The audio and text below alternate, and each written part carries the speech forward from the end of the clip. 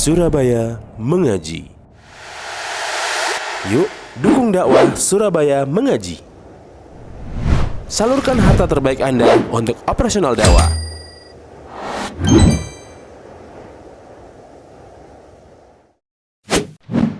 SM Store, amanah dalam muamalah. Assalamualaikum warahmatullahi wabarakatuh.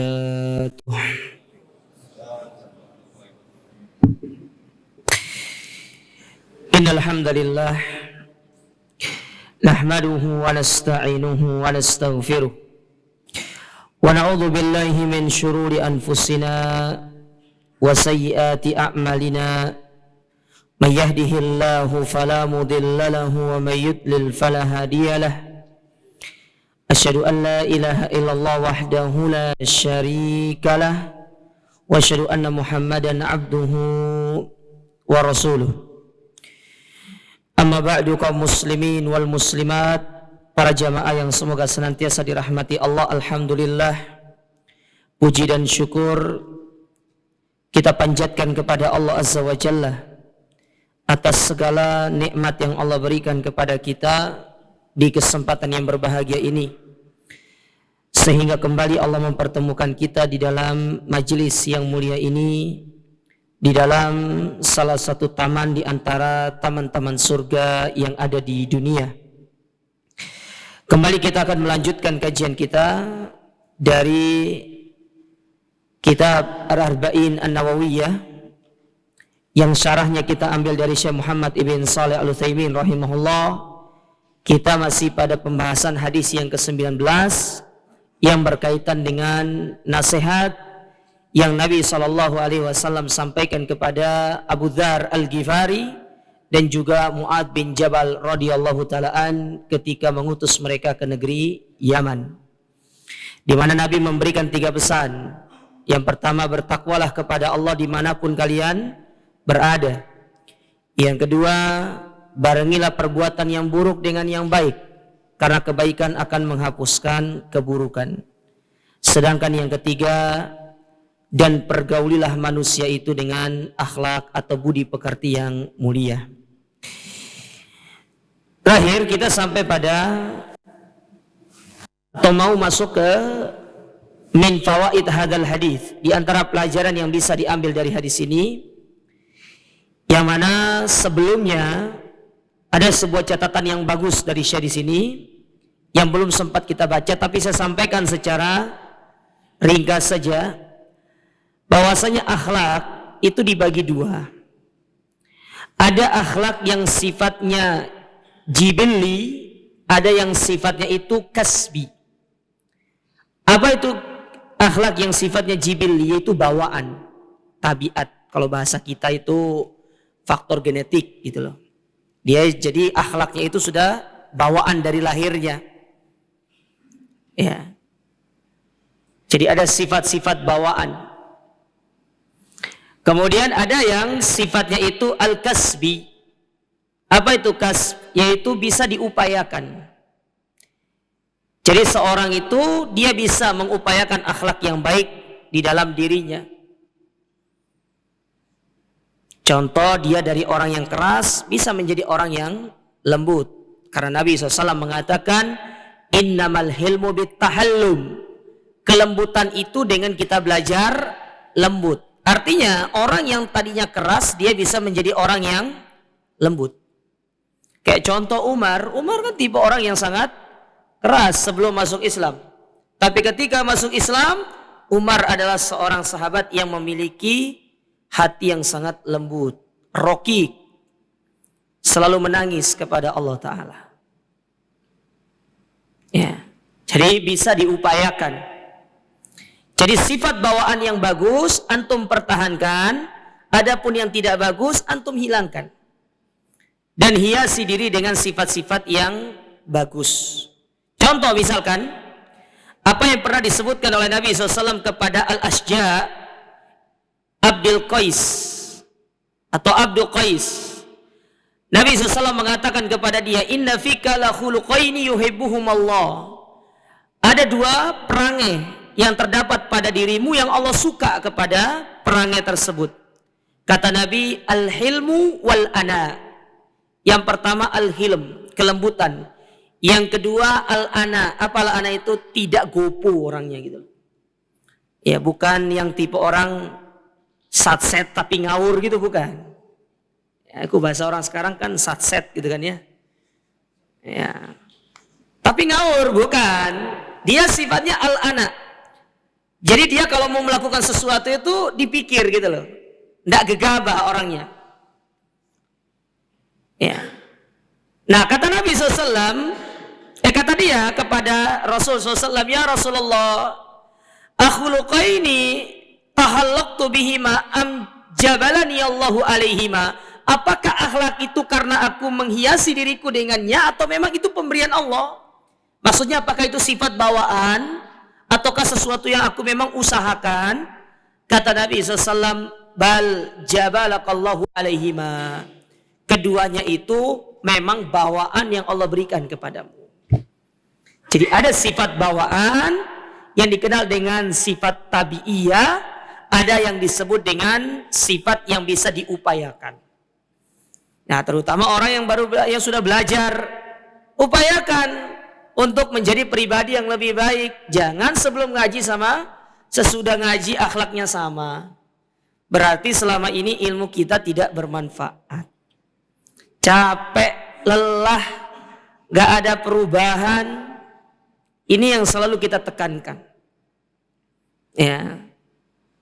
Harus ada perubahan dalam diri kita, jawab, dari bentuk muamalah, dari bentuk tutur kata, ya, dari bentuk pergaulan kita, dari yang tadinya adalah orang yang suka marah-marah menjadi orang yang sabar. Karena Nabi juga mengatakan innamas sabru bitasabbur. Sabar itu dengan belajar sabar.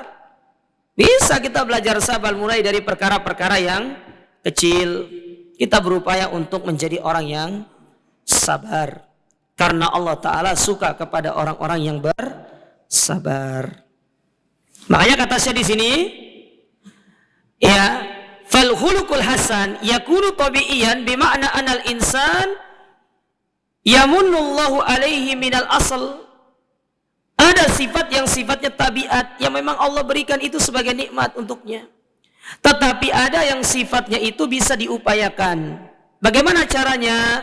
Annal insan yumarrinu nafsahu alal khuluqil hasan. Dengan dia terus melatih dirinya untuk menjadi pribadi yang memiliki akhlak yang baik. Dulu kita tipe orang yang kalau ngomong banyak dusta, belajar. Belajar untuk selalu jujur. Ngomong sama istri, upayakan apa adanya. Ya, ngomong sama tetangga, ngomong sama teman, bermuamalah dengan baik. Dahulu kita tipe orang pedagang yang kita itu tidak jujur dengan dagangan kita. Yang tidak matang kita katakan matang. Yang gak zen kita bilang zen. Ya, wallahi zen katanya. Padahal tidak zen. Biasakan pedagang itu wallahi zen, sumpah juga, sudah dusta sumpah. Ini termasuk sumpah yang tidak boleh, karena bersumpah untuk melariskan dagangan itu tidak boleh. Wallahi hukumnya haram. Tidak boleh membawa-bawa nama Allah dalam hal-hal seperti itu. Kalau bagus kita katakan bagus, kalau tidak bagus kita katakan tidak bagus. Jarang saya dapati pedagang yang seperti ini. Illa man rahimahullah. Jadi kalau antum adalah orang yang bergerak di dunia muamalah bisnis, antum katakan apa adanya. Contoh nih, antum jual HP second. Afwan, HP-nya itu second, sudah pernah diganti layarnya, tapi yang ori. Ya. Sudah tak pernah ganti. Jawabnya, oh ini HP masih bagus. Pernah diganti spare partnya? Oh enggak pernah. Nah, ini namanya bohong namanya. Wallahi tidak ada kebaikan dalam usaha yang kita lakukan demikian. Dari situ saja kita tidak bisa belajar dengan akhlak yang baik. Bagaimana dengan perkara-perkara yang lainnya. Jadi ikhwan, wallahi tidak ada ruginya antum punya akhlak yang mulia, itu gak ada ruginya. Orang senang sama antum, Allah memuliakan antum, Allah mengangkat derajat antum karena akhlak antum. Ya. Orang diangkat derajatnya itu bukan karena dia punya urusan-urusan dunia, bukan. Tapi diantaranya karena dia memiliki akhlak yang mulia. Allah memuji nabinya karena nabi memiliki akhlak yang mulia. Wa innaka la ala khuluqin azim. Ya, Muhammad itu memiliki akhlak yang mulia. Ya. Baik. Sekarang kita masuk ke faedah dari hadis ini. Semoga malam ini bisa selesai. Ini kalau lihat dari kalender ini kita bertemu sekitar berapa kali lagi? 2 kali lagi ya? 8 sama 15 ya. Baik. Min fawaid hadzal hadis. Di antara pelajaran yang bisa kita ambil dari hadis ini, yang pertama, wujubu taqwallahi azza wa jalla haitsu makanal insan. Wajibnya seorang itu bertakwa kepada Allah dimanapun dia berada. Ya, dimanapun kita berada itu kita wajib bertakwa. Karena Nabi mengatakan, haitsu ma kunta, dimanapun kalian berada. Dan masuk ke dalam hal ini dalam segala kondisi. Ya, dalam segala kondisi. Baik dalam kesendirian antum ataupun di dalam keramaian. Baik. Bagaimana bentuk bertakwa itu? Kata beliau, wadzalika bi fi'li awamirihi wajtinabu nawahihi sawaun kunta fil alaniya aw fis sirri. Yaitu dengan mengerjakan perintah, meninggalkan larangan. Ingat, konsep takwa itu bukan sekedar mengerjakan perintah, tapi enggak meninggalkan larangan. Itu bukan konsep takwa. Konsep orang bertakwa itu, di satu sisi antum meninggalkan keburukan, di satu sisi antum melakukan kebaikan. Ya. Contoh yang realnya gimana? Tinggalkan riba, cari harta dari cara yang halal. Jangan tinggalkan riba tapi cari harta dengan mencuri. Ya bodoh ay. Ini masuk lubang buaya, keluar dari kandang singa. Ya sama aja. Jadi meninggalkan yang haram untuk melakukan yang halal. Antum tinggalkan riba, antum masuk ke dalam dunia yang mana di situ adalah pekerjaan itu disyariatkan. Ingat, sering saya sampaikan ikhwan, antum kalau berbicara rizki jangan berbicara kuantitas, tapi berbicara tentang kualitas. Lihat burung. Saya ingin ngajak antum seperti burung sama ayam. Antum pernah lihat ya ayam itu cari makan di malam hari? Pernah nggak? Di mana-mana sore hari ayam tuh masuk kandang. Tapi saya tidak menyuruh antum untuk, kalau antum punya gawe di malam hari dan antum masih bisa lakukan, tidak ada masalah, silakan. Tapi perhatikan waktunya. Ya. Perhatikan waktunya. Dan kalau bisa antum tetap memberikan porsi antum belajar. Antara maghrib dan isya antum upayakan untuk belajar. Itu cara meningkatkan kualitas rezeki. Lihat ayam. Ya. Lihat burung. Nabi menyatakan dalam hadis tentang burung itu, taqdu himason wa tarauhu bitona. Burung itu keluar di pagi hari mencari makan dan kembali di sore hari, bukan malam hari tapi sore hari.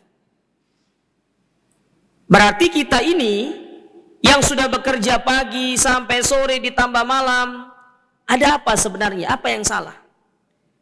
Padahal secara jam kerja luar biasa.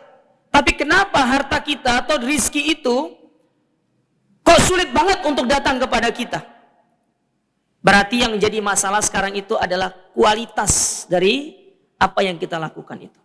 Itu yang harus antum perhatikan, kualitas jemaah. Dan kualitas itu dibangun dengan mendekatkan diri kepada Allah, menuntut ilmu, menjaga diri dari perkara yang haram.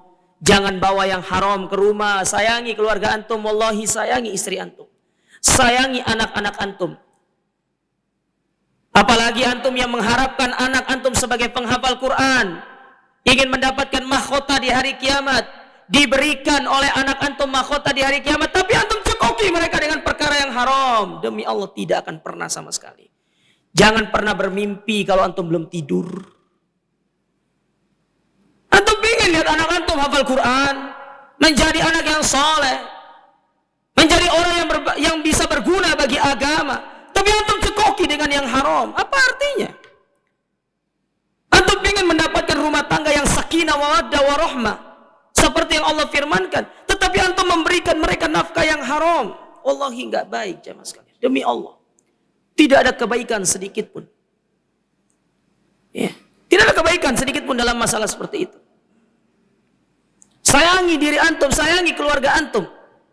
Karena Nabi SAW sudah mengatakan, kullu lahmin nabata min suhtin fannaru aula bih.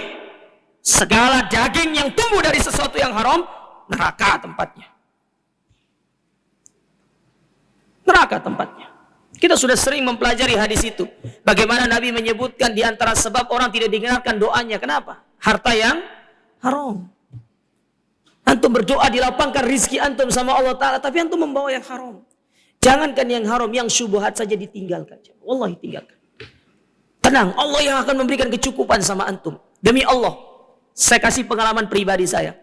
Saya sering mengamalkan doa Nabi SAW. Allahumma kfini bihalalik an haramik, wa agdini bifadlik amman siwak. Saya sering mengamalkan doa itu. Demi Allah, Allah memberikan kemudahan kepada saya dalam masalah rizki. Karena saya yakin Allah memberikan kebaikan itu. Amalkan doa itu. Nabi nggak mungkin bohong. Nabi nggak mungkin bohong.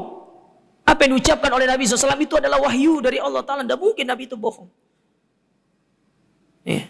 Bayangkan dalam doa itu kita benar-benar berserah diri kepada Allah. Allahumma kfini bihalalik an haramik. Ya Allah, cukupkan aku dengan yang halalmu dari yang haram. Wa aghnini bifadlik amman siwak. Dan berikan aku kekayaan dari keutamaanmu. Aku tidak butuh daripada manusia yang lainnya. Dia berserah diri kita kepada Allah. Demi Allah, saya pribadi merasakan hal itu. Ya. Coba antum amalkan, tapi itu harus dengan ikhlas. Yakin dengan janji Allah. Tetapi setelah itu antum harus berusaha juga, jangan di rumah nanti diam begini. Ya, nunggu ya, sampai putih burung gagak, ya nggak bisa aja mah. Ya. Tetap kerja itu tetap. Tapi perhatikan halal haramnya. Nah, makanya ini kaitannya dengan takwa. Berkaitan dengan takwa seperti ini. Kadang kita ya diuji oleh Allah Ta'ala dalam kondisi kita yang benar-benar dalam kondisi sulit. Allah uji kita dengan perkara-perkara yang bisa menjadikan kita menyimpang. Tapi kalau kita bisa menahan diri kita, ya, Allah Ta'ala akan memberikan kemudahan kepada kita. Ingat, Allah itu tidak pernah menjanjikan kepada kita kehidupan yang mulus. Tidak pernah. Bahasa Al-Quran itu setelah kesulitan pasti datang kemudahan. Itu bahasa Quran. Setelah kesulitan pasti datang kemudahan. Antum tidak usah khawatir. Jalanilah kesulitan yang sedang diuji oleh Allah Ta'ala kepada kita ini dengan ikhlas. Setelah itu sembari antum berdoa, antum berusaha, Allah akan memberikan kemudahan itu. Ya. Jangan kira ana tidak pernah merasakan kesulitan. Antum tidak tahu bagaimana kehidupan ana dahulu. Mungkin kita melihat sebagian ustaz, oh masya Allah ustaznya punya mobil, kendaraan. Nah ya, antum tidak lihat bagaimana kehidupan para dai dahulu sebelum mereka diberikan kemudahan oleh Allah Ta'ala dari sisi urusan dunia misalkan. Ya. Ana dulu pernah kerja di toko susu, nah kasih tahu antum. Kerja di toko susu. Selama itu halal, kenapa tidak? Ya. Kita mencari ridho Allah. Kita bertakwa kepada Allah dalam perkara-perkara demikian. Ya. Ini takwa kepada Allah. Dimanapun kita berada, ingat Allah selalu bersama kita. Allah itu selalu membantu kita. Allah itu tidak tuli. Allah itu tidak buta, Allah itu tidak bisu.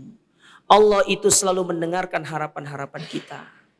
Tetapi Allah memberikan itu pada saat yang tepat. Karena Allah mengatakan wallahu ya'lamu wa antum la ta'lamun. Allah yang tahu kapan Allah kabulkan. Sementara kan kita tidak tahu. Menurut kita saat itu kita butuhkan, tapi menurut Allah belum. Antum masih harus terus diuji dulu. Sampai tingkat keyakinan kita kepada Allah itu semakin besar, disitulah Allah Ta'ala akan memberikan kemudahan-kemudahan itu. Ya. Jadi itu dimulai dengan kita bertakwa kepada Allah Ta'ala. Taib. Kemudian dikatakan di sini. Wa ayyuhuma afdal, dan mana yang lebih afdal? Ayyakuna fis sirri aw fil alaniyah. Seorang itu bertakwa dalam kesendiriannya atau di tengah keramaian. Ini ada pertanyaan kepada beliau. Mana yang paling afdal? Apakah kita bertakwa kepada Allah dalam hal ini? Apakah kita mengerjakan perintah itu dalam keramaian atau di tengah kesendirian? Baik, dijawab sama beliau. Fi hadza tafsil. Dalam masalah ini ada perinciannya. Idza kana idharuka littaqwa yahsulu bihi at-ta'assi wal ittiba' lima anta alaihi fahuna i'lan wa ahsan wa afdal. Kalau kita bertakwa kepada Allah dengan kita menampakkan itu memberikan dampak positif kepada orang lain, orang akan mengikuti kita, orang akan menjadi termotivasi dengan perbuatan kita. Antum ingat tentang hadis sedekah itu? Ketika para sahabat dianjurkan untuk bersedekah, kemudian ada satu sahabat langsung bersedekah, sahabat-sahabat yang lain ikut melakukan sedekah tersebut. Lalu Nabi mengatakan hadis yang dijadikan sebagai salah satu dalil oleh kaum muslimin tentang adanya bid'ah hasanah itu. Padahal itu hadisnya bukan berkaitan dengan bid'ah hasanah, tetapi berkaitan dengan sedekah. Kata Nabi SAW dalam hadis tersebut, apa kata Nabi? Man sanna fil islami sunnatan hasanatan. Barang siapa di dalam Islam melakukan sunnah yang baik. Di situ Nabi mengatakan sunnah hasanah. Lihat konteks hadis itu. Nabi ketika mengatakan adanya sunnah hasanah, itu karena perbuatan sahabat ada syariatnya. Sedekah. Ada dalilnya tentang sedekah enggak? Ada dalilnya. Jelas dalilnya tentang sedekah. Ya. Dan yang kedua, kalau saat itu pun sahabat melakukan sunnah, itu kan zaman wahyu itu masih turun. Artinya kalau itu benar dijadikan agama. Kalau salah pasti Nabi akan mengkoreksi. Nah saiki Pak, wahyu nggak ada, Nabi nggak ada. Terus siapa yang membenarkan? Sementara agama itu kan sudah dipatenkan oleh Allah Ta'ala. Tidak ada penambahan, tidak ada pengurangan. Kalau saat itu kan ada dalilnya. Wahyu masih turun. Agama masih belum disempurnakan. Makanya coba contoh seperti contoh Bilal. Bilal melakukan sholat sunnah setelah wudhu. Nabi tidak pernah melakukan sholat sunnah setelah wudhu itu. Tetapi Nabi melihat Bilal melakukan perkara yang itu bisa dibenarkan. Maka Nabi tidak menyalahkan Bilal dan mengatakan itu sebagai sunnah. Karena wahyu masih turun.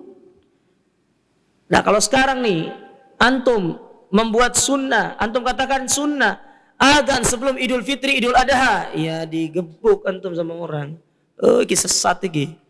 Masa ada adzan sebelum sholat Idul Fitri, Idul Adha? Nah, itu dia. Nah, kita kembali ke cerita tadi. Dia melakukannya, ada maslahatnya. Sahabat ikut melakukannya. Maka dalam hal ini, ketika antum melihat potensi orang lain mengikuti antum dalam kebaikan dengan tetap menjaga keikhlasan, maka menampakkan perbuatan yang baik di saat itu sangat dianjurkan.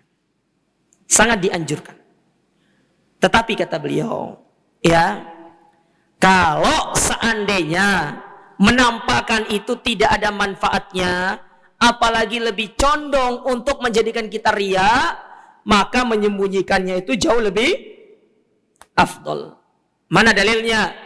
Dalam hadis yang diriwayatkan dari Abu Hurairah radhiyallahu taala anhu, ketika Nabi SAW menyebutkan tentang 7 golongan yang masuk ke dalam naungan di hari kiamat. Apa salah satunya?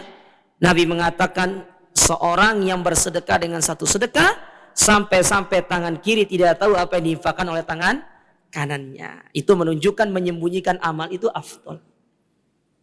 Ya, afdol. Tapi antum harus timbang ya, maslahat sama apa? Mafsadatnya. Kalau ada manfaatnya, fadl antum tampakkan. Ya.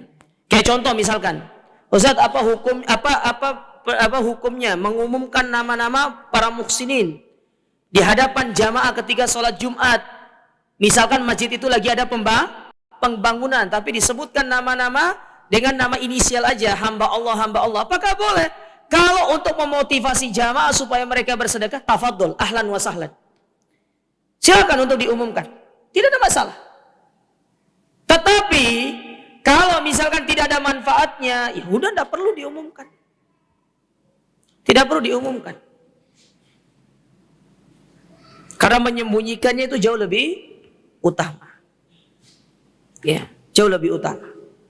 Nah, itu kembali kepada antum mengatur semua itu jemaah. Apakah maslahat atau mafsadat yang lebih besar? Tinggal antum timbang.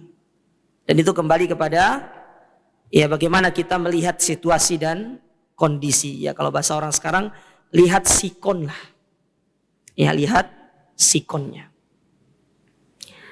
Sebaliknya kata beliau, wa halil afdal fi tarkil ma'asi i'lanahu au israrahu.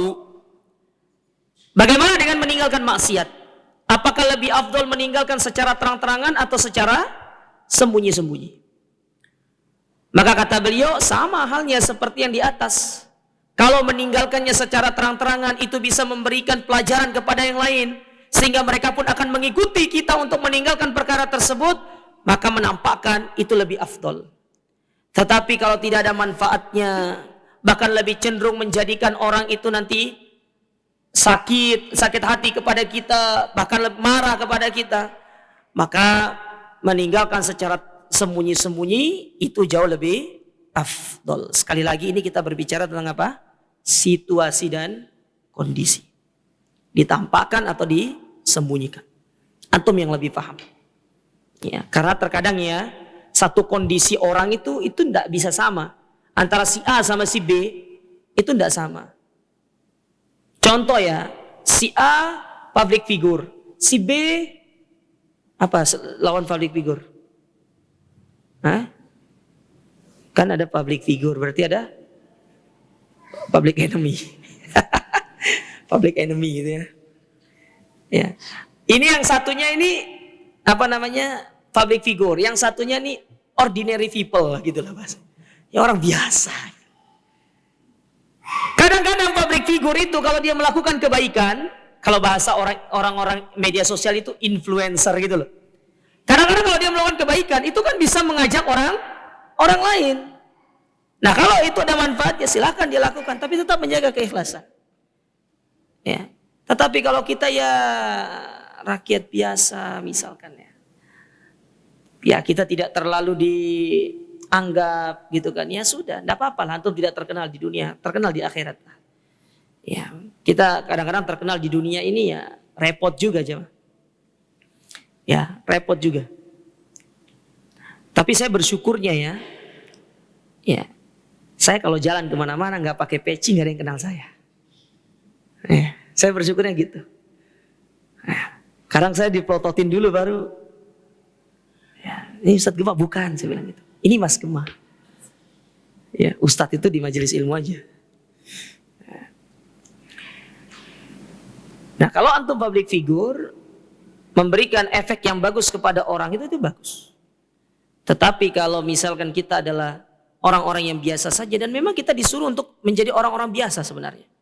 Di dalam syariat itu Nabi SAW mengatakan Allah itu suka kepada hamba-hambanya at-taqiyul khafiyul goni. Allah suka kepada hambanya yang suka menyembunyikan dirinya. Artinya dia tuh tidak pingin dikenal. Tidak pingin terlalu dikenal oleh banyak orang. Dia hanya pingin orang yang hanya segelintir aja yang mengenal dia. Sehingga untuk dia melakukan kebaikan itu dia sangat mudah. Ya, contoh kayak Uwais Al-Qarni itu. Dan semua orang kenal Uwais Al-Qarni. Tetapi Nabi memberikan pesan kepada Umar untuk mencari Uwais supaya didoakan oleh Uwais Al-Qarni. Ketika ditanya oleh Umar, kenal Uwais nggak? Nggak ada yang kenal Uwais itu. Ada yang mengatakan dia adalah manusia biasa, ada yang mengatakan dia seorang budak, ada yang mengatakan dia orang miskin. Tetapi dia tidak terkenal di tengah kaumnya, namun dia sangat terkenal di sisi Allah. Nah, antum harus jadi orang seperti itu. Ya, harus jadi orang yang seperti itu. Ya, karena itu lebih menyenangkan. Ya, lebih menjadikan kita dekat dengan Allah Subhanahu wa taala. Jadi intinya poin yang pertama, ya kalau bertakwa di tengah keramaian itu ada manfaatnya silakan dilakukan. Tetapi kalau tidak ada manfaatnya bahkan lebih condong menimbulkan masalah mudarat, antum lakukan secara sembunyi. Ya, begitu pula sebaliknya. Kalau antum meninggalkan maksiat secara terang-terangan itu ada manfaatnya, lakukan. Tapi kalau tidak ada manfaatnya, maka lakukanlah secara sembunyi. Karena itu jauh lebih afdol. Yang kedua, pelajaran yang kedua yang bisa diambil dari hadis ini, kata Syekh Muhammad bin Shalih Al-Utsaimin, annal hasanati yudhibnas sayyiati. Kebaikan itu akan menghapus keburukan. Antum tolong garis bawahi. Yang dimaksud dengan keburukan di sini dosa-dosa kecil. Kalau dosa besar itu dilakukan dengan tobat. Tobat. Nah, apa syarat tobat itu? Kata Imam An-Nawawi rahimahullah, yang pertama, menyesali atas segala perbuatan yang kita lakukan. Itu satu, nyesel. Ya. Menyesali. Ya. Kita menyesal atas segala apa yang pernah kita lakukan. Yang kedua, yaitu kita berazam untuk tidak mengulanginya lagi. Kita harus punya tekad yang kuat untuk tidak mengulanginya lagi. Ustaz, gimana dalam proses saya taubat itu? Kadang-kadang saya jatuh lagi. Ya udah, bangkit lagi. Terus berusaha. Karena kadang-kadang orang meninggalkan maksiat itu tidak seperti membolak-balikan telapak tangan. Tidak mudah jemaah sekalian. Berat. Contoh ya, kayak orang meninggalkan rokok. Apakah dia bisa semudah itu? Yang pertama sehari satu apa? Satu slot. Slot itu. Ada yang mantan satu slot di sini? Ya, sudah nggak usah dibuka. Antum dalam hati aja. Pertama satu slot itu kan, berapa isinya? 10 ya? Saya tidak pernah jual satu pak itu loh. Saya tidak pernah jualan soalnya. Ya. Satu, iya box satu itu satu. Yang 10 kan isinya kan? Tergantung merek.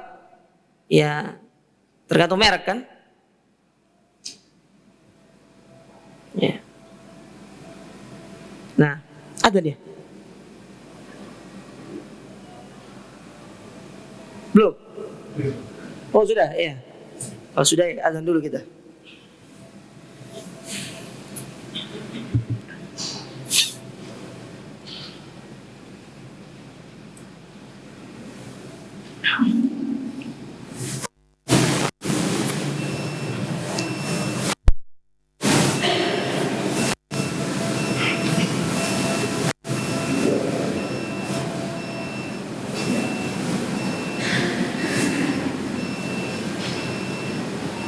Allahu Akbar, Allahu Akbar.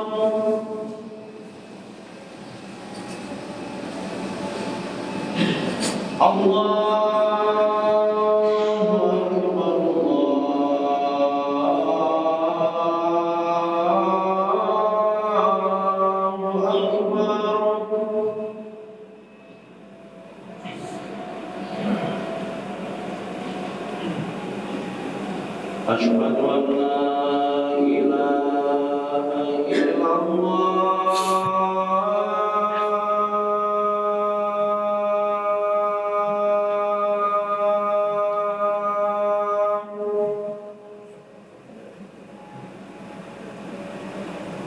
Asyhadu an la ilaha illallah.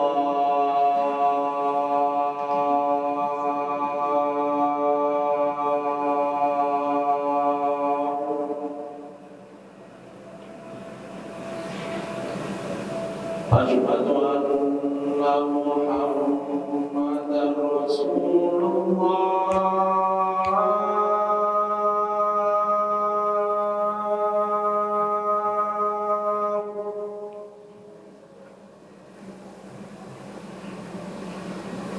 Asyhadu anna Muhammadar Rasulullah.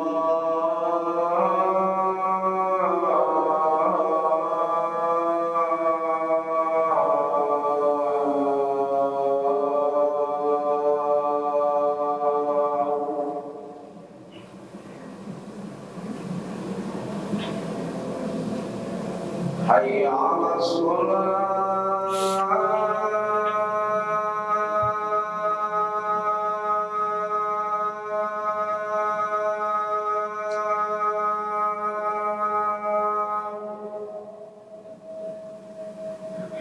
حي على الصلاة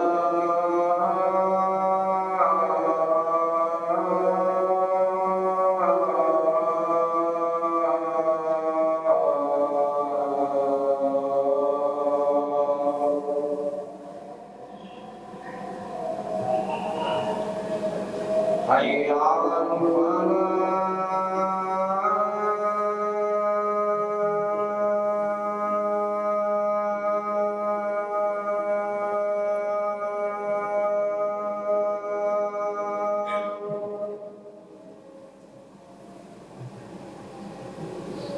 حي على الفلاح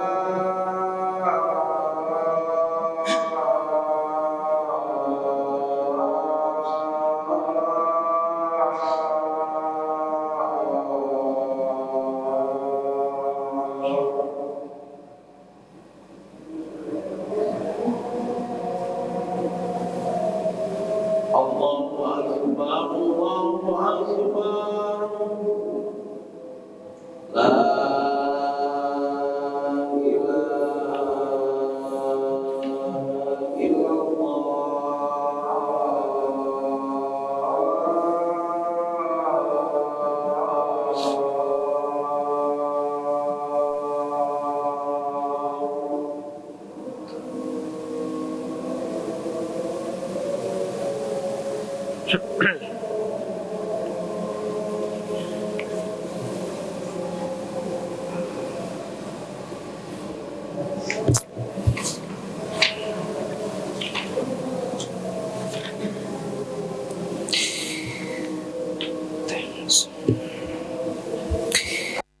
Baik, kita lanjutkan sedikit.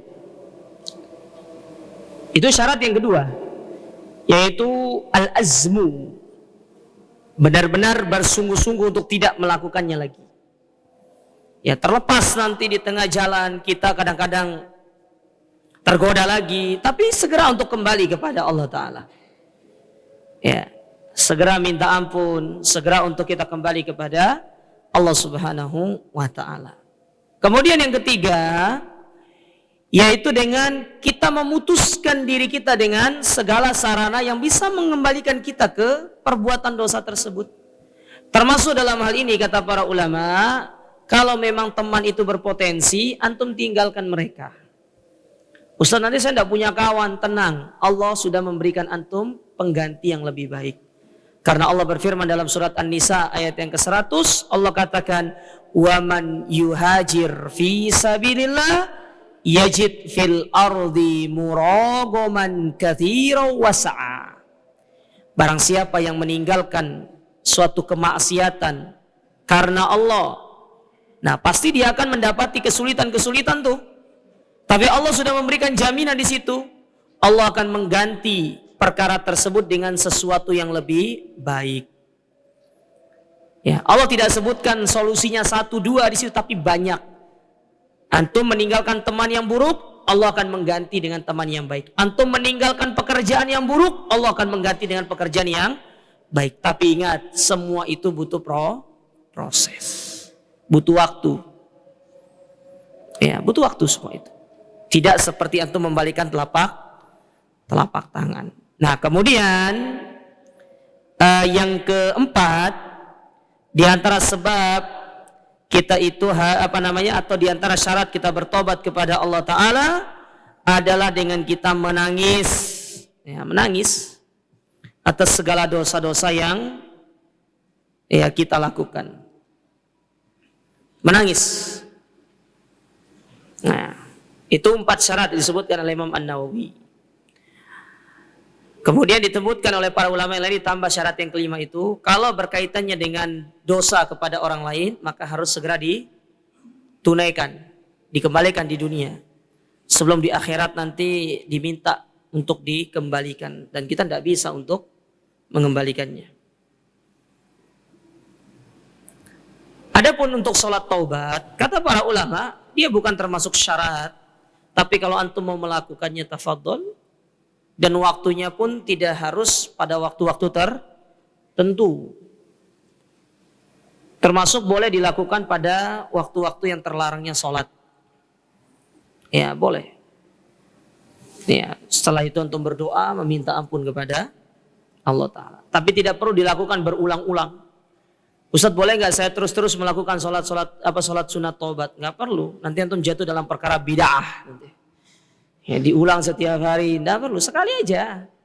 Setelah itu antum perbaiki segala kekurangan, segala hal-hal yang berkaitan dengan keburukan yang pernah kita lakukan. Taib. Itu yang kedua. Yang ketiga, sisa 2. Kita harus habiskan malam ini. Fadlullahi azza wa jalla alal ibad. Keutamaan Allah atas hamba-hambanya. Apa itu? Wa dzalika li annana law raja'na ilal adl lakanatil hasanatu latamhu sayyi'at au bil muwazanah. Di antara keutamaan Allah kepada kita itu, kita kalau mau menimbang kebaikan sama keburukan, banyakan mana? Hah? Buruk kita banyak. Tetapi di antara keadilan Allah Ta'ala, di antara rahmat Allah kepada kita apa? Kebaikan kita menghapuskan keburukan kita. Bahkan ada orang-orang yang buruknya itu lebih berat daripada kebaikannya. Antara rahmat Allah, diampuni kebaikannya, langsung dimasukkan ke dalam surga. Makanya kalau kita membeli surga itu dengan amal, gak bisa jamaah. Nabi sudah tegaskan masalah itu. Seorang tidak masuk surga karena amalnya, bukan itu. Maksudnya untuk membeli surga itu tidak bisa hanya dengan amal yang kita lakukan. Amal kita kadang-kadang ria kok. Apalagi yang baru beramal itu 3 tahun sebelum meninggal dunia. Taruhlah 60 tahun, 63 tahun dia hidup. 60 tahun, bukan 60 tahun ya. Mungkin dari usia 20 dia sudah bermaksiat sama Allah. Sampai usia 60, isinya maksiat. Baru tobat 3 tahun sebelum meninggal dunia. Nah 3 tahun dibandingkan 60. Ya gak ada apa-apa nih jemaah. Gak ada apa-apanya. Tetapi di antara karunia Allah Ta'ala, ini kita berbicara secara, bahasanya, secara head to headnya gitu loh. Ya, kita berbicara secara kotornya aja. Gak usah kita berbicara tentang rahmat Allah jelas. Tapi berbicara secara kotornya ya. 3 tahun kebaikan dibandingkan dosa 60 tahun. Ya gak bisa antum bayar. Ibarat kata antum punya uang 3 juta, antum pengen bayar uang 60 juta. Bisa tercover atau enggak? Gak bisa. Gimana cara tercover? Antum bayar 3 juta, 57 juta diikhlaskan sama pemilik hutang. Itu baru namanya. Ya, kurang lebih seperti itu gambarannya. Kebaikan yang kita lakukan itu tidak bisa menghapuskan keburukan yang banyak itu. Tapi di antara rahmat Allah, kata Nabi SAW, apa kata Nabi? Bahwasanya kemurkaan Allah itu telah didahului oleh rahmatnya. Maafnya Allah itu lebih dulu daripada murkanya. Makanya kurang apa Rob kita ini? Siang malam kita ditunggu untuk datang meminta ampun. Nggak datang-datang kita. Coba seandainya ada orang datang bertamu ke rumah antum. Sudah janji, Assalamualaikum, saya mau datang ke bed antum. Jam 8 ba'da isya, anak mau bertamu, gak datang. Besok lagi janji gak datang. Yang ketiga insya Allah tuh gak mau terima dia. IPHP orang ini. Allah Ta'ala enggak. Berapa kali orang bermaksiat, Allah terlalu membuka pintu tobatnya kepada kita, pintu ampunannya sama kita. Hanya Allah akan tutup pintu ampunan itu dalam 2 kondisi. Yang pertama nyawa sampai kerongkongan, atau yang kedua matahari terbit dari arah barat. Sebelum itu datang, antum mau datang kapanpun kepada Allah Ta'ala, diterima sama Allah. Siang, malam, subuh. Gak ada waktunya sama Allah Ta'ala. 24 jam Allah buka pintunya untuk kita. Cuma kita yang gak mau datang.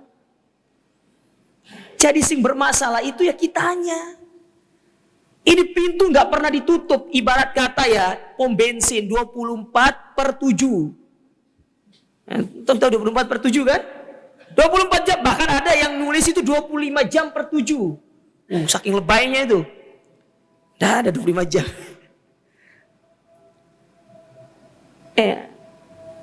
Allah selalu membuka pintunya. Kapanpun mau datang kepada Allah itu selalu dibuka pintunya. Syarat ngangkat tangan aja Allah kabulkan apa yang menjadi permohonan kita. Cuma kan kita tidak mau ngangkat tangan. Ustadz, bukankah Allah mengetahui keinginan kita? Iya, Allah tahu keinginan kita. Cuma masalahnya kan itu harus diwujudkan dengan benar-benar kita menunjukkan kita butuh kepada Allah. Kita tidak datang sama Allah Ta'ala. Nah ini kalau kita mau kata Syekh Muhammad bin Shalih Al-Utsaimin ya, kita kalau mau head to head, tidak bisa. Kebaikan itu untuk menghapus keburukan yang banyak itu tidak bisa. Tapi semua itu karena rahmat Allah. Makanya kata Nabi SAW, la yadkhulul jannata ahadukum min bi amalihi. Tidak ada seorang yang masuk surga karena amalnya. Ya, kalau lalu para sahabat tanya, bagaimana dengan engkau? Begitu pula aku. Illa an yataghammadani Allahu bi rahmatih, kecuali karena rahmat Allah. Nah, apa di antara bentuk rahmat Allah sama kita jamaah? Allah memudahkan kita beramal. Beramal itu bagian dari rahmat Allah. Kalau Allah tidak menurunkan rahmatnya kepada kita, tidak mungkin kita bertobat, tidak mungkin kita beramal, tidak mungkin kita akan mengakhiri kehidupan kita dengan kebaikan. Semua itu adalah bagian daripada proses rahmat Allah. Gitu. Ya. Makanya Allah memiliki nama Ar-Rahim, Maha Pengasih, Maha Penyayang. Kasih sayang Allah lebih besar daripada kasih sayang seorang ibu kepada anaknya. Taib. Yang keempat, di antara pelajaran yang bisa diambil dari hadis ini, al-hathu ala mukhalaqatin nasi bil hulukil hasan. Anjuran untuk kita bermuamalah dengan akhlak yang baik kepada sesama manusia. Ingat, manusia di sini itu umum, mukmin atau kafir. Ya, mukmin atau kafir. Bermuamalah dengan baik. Coba perhatikan ya. Abdullah bin Salam ketika mendengar datangnya Nabi SAW ke kota Madinah, dia itu penasaran gitu loh. Apa sih orang yang dikatakan Nabi ini? Dia hanya sering mendengar orang Madinah ini adalah Nabi, ada orang mengatakan dirinya Nabi, bilangnya begini-begini. Dia dijuluki sebagai orang gila, dia dijuluki sebagai Majnun. Abdullah bin Salam gak percaya. Akhirnya pergi membuktikan sendiri, lihat. Ya, tentang orang yang bernama Muhammad yang mengaku sebagai Nabi. Tahu apa kata Abdullah bin Salam? Ketika pertama kali masuk Islam itu, kata dia, ucapan pertama yang aku dengar dari Nabi SAW ketika baru-baru menginjakkan kakinya di kota Madinah. Kata Nabi, ayyuhan nas absus salam wa atimut ta'am wasilul arham wasallu bil laili wan nasuniyam tadkhulul jannata bisalam. Antum perhatikan 4 hal ini. Yang pertama, absus salam, tebarkan salam. Itu akhlak atau bukan? Apalagi dalam sabda yang lain Nabi mengatakan, tebarkanlah salam kepada orang yang kau kenal dengan orang yang tidak kau kenal. Kadang-kadang nebarkan salam sama yang kenal aja sulit. Apalagi orang yang tidak kenal. Nah, oke lah, gak usah sama orang yang tidak kenal dulu. Sama orang yang kenal aja. Ya, kalau ketemu assalamualaikum. Itu hak loh sesama muslim itu. Kata Nabi SAW, idza laqitahu fasallim alaihi. Kalau ketemu ucapkan salam. Ya. Itu akhlak. Ya. Dan antum kalau baca tentang faedah salam ini luar biasa. Sampai-sampai menyebutkan apa? Nabi menyebutkan ketika ada 2 orang yang saling memboikot, yang paling afdol yang memulai dengan apa? Salam. Berarti salam ini luar biasa. Dan ucapan pertama yang didengarkan oleh penduduk surga ketika dia masuk surga adalah ucapan salam dari para malaikat kepada mereka. Kata Allah Subhanahu wa taala ketika menyebutkan tentang ucapan para malaikat, salamun alaikum bima sabartum. Keselamatan bagi kalian atas kesabaran selama ini yang kalian lakukan di dunia. Ya, luar biasa ya. Salam. Ya. Nah, daripada antum ketemu WhatsApp, bro. Aduh. Ya. Apalagi dengan orang-orang yang yang hobi sama orang-orang Korea itu sampai gaya bicaranya diucapkan. Apa katanya? Annyeonghaseyo. Aduh. Antum bilang annyeonghaseyo itu gak ada pahalanya. Antum ketemu sama saudara antum, Assalamualaikum 10, Assalamualaikum warahmatullah 20, Assalamualaikum warahmatullah 3, warahmatullah wabarakatuh 30 antum dapat pahala. Subhanallah. Masa dapat pahala gratis nggak mau? Ini nggak ketemu, annyeonghaseyo. Ustadz, kurang keren, Assalamualaikum kurang gaul. Antum tahu gaul itu nama setan. Makanya jangan bilang Ustadz gaul, berarti Ustadz mak-mak gaul. Berarti mak-mak apa bu? Gak jawab. Gaul. Ya. Nah yang kedua apa kata Abdullah bin Salam? Afsus salam. Wa'at imut to'am. Saling memberikan makan. Makan gitu, suruh saling memberikan makan. Ini luar biasa jamaah sekalian. Ya, ibadah memberikan makan ini luar biasa. Cuma itu tadi, antum jangan menghususkan hari-hari tertentu. Karena menghususkan hari tertentu dengan memberikan makan, itu butuh dalil. Tapi kalau sekali-sekali ya buat nopo-nopo gitu loh. Ya, nggak ada masalah. Tapi kalau menghususkan harus hari ini ya itu butuh dalil. Nggak bisa kayak dengan sekedar perasaan aja. Nah, yang ketiga, kata Abdullah bin Salam, wasilul arham, saling menyambung tali silaturahim. Orang yang menyambung tali silaturahim itu bukan orang yang dia masih hubungan baik dengan orang yang menjadi kerabatnya, bukan. Itu namanya al-mukafi namanya itu dia mah. Kalau kita masih memiliki hubungan baik dengan paman kita lalu kita bersilaturahim kepada dia, itu namanya al-mukafi, bukan menyambung namanya itu. Menyambung itu kita menyambung kepada orang yang memutuskan hubungan dengan kita, itu namanya menyambung. Ya. Atau sudah lama tidak kontak, itu namanya Tapi ingat, kepada orang yang punya hubungan darah. Jangan kepada teman kuliah dikatakan silaturahim. Bukan, itu namanya ziarah. Nah antum kalau ngomong ziarah bukan ziarah kubur saja. Ya, kadang ada ya namanya orang awam ya. Saya telepon, Assalamualaikum, saya mau ziarah sama antum. Inti kira sudah mati katanya. Ya nggak gitu maksudnya. Ziarah itu umum, mengunjungi, bahasa Indonesia itu mengunjungi. Antum kalau pergi ke rumah sakit yang berbahasa Arab, itu akan tertulis di situ auqatuz ziarah, waktu kunjungan. Jangan nanti tuh baca oh ziarah berarti orang mati semua di sini. Ya enggak, ya Mas.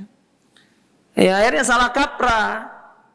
Ini istilah orang, istilah yang harus dibawa kepada kaidah yang benar. Jangan semau-mau kita. Ziarah itu bukan bahasa kita, itu bahasa Arab. Bahasa kita itu kunjungan. Ya. Bukan bahasa kita ziarah itu. Ini ndak ya. Akhirnya nanti menggunakan dalil itu, diajak temannya reuni, padahal di situ terjadi ikhtilat. Oh, kamu ini nggak mau nyambung silaturahim, nanti rezekimu tidak lancar. Itu bukan silaturahim namanya, itu namanya ziarah. Ya. Subhanallah. Nah, makanya cuma tuh lihat ya, itu akhlak semua. Nah, bagaimana Nabi SAW sangat menekankan yang namanya akhlak, etika, moral. Maka perlu jemaah sekalian ya, untuk kita menjaga diri kita, untuk selalu berada di atas akhlak yang mulia, ya kemudian bertakwa kepada Allah Subhanahu wa Ta'ala. Semoga apa yang disampaikan ini bermanfaat, dan semoga ini bisa menambah keimanan kita kepada Allah dan menjadi pribadi yang lebih bertakwa dan memiliki akhlak yang mulia. Semoga ya segala kesulitan yang kita hadapi dimudahkan oleh Allah, yang punya hutang dilunasi hutangnya sama Allah, yang sakit diberikan kesembuhan, yang sedang mengalami kesulitan diberikan kemudahan oleh Allah Subhanahu wa Ta'ala. Kita akhiri subhanakallahumma rabbana bihamdika asyhadu an la ilaha illa anta astaghfiruka wa atubu ilaik. Wassalamualaikum warahmatullahi wabarakatuh.